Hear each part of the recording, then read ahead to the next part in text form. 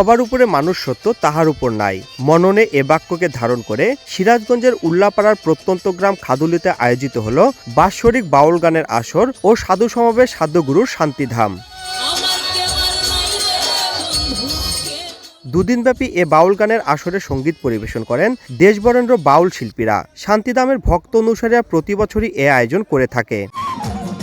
দূর দূরান্ত থেকে বাউল গানের অনুষ্ঠান উপভোগ করতে আসে নানা বয়সী নারী পুরুষ। তীব্র শীত উপেক্ষা করে হাজার হাজার দর্শক শিল্পীদের গান শুনে মুগ্ধ হন সবাই। জ্ঞান হওয়ার পরের থেকে আমি অনুষ্ঠানটা দেখতেছি।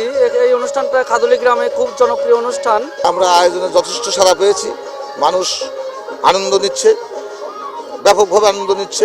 আমরা সেবার দিকটা সবচেয়ে বেশি মনে করছি।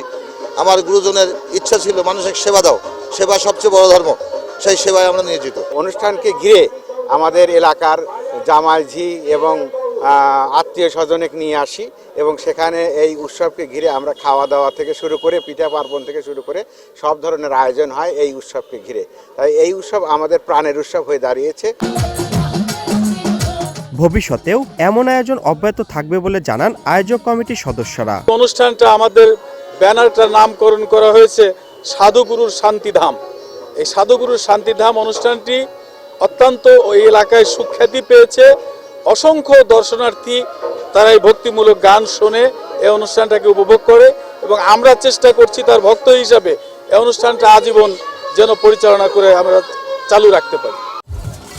বাউল গানের আসরকে কেন্দ্র করে বসে গ্রামীণ মেলাও। মেলায় খেলনা, বিভিন্ন ধরনের খাবারের দোকান সহ হরেক রকমের পসরা ছিল। রিঙ্কু কুণ্ডু, সময় সংবাদ, সিরাজগঞ্জ।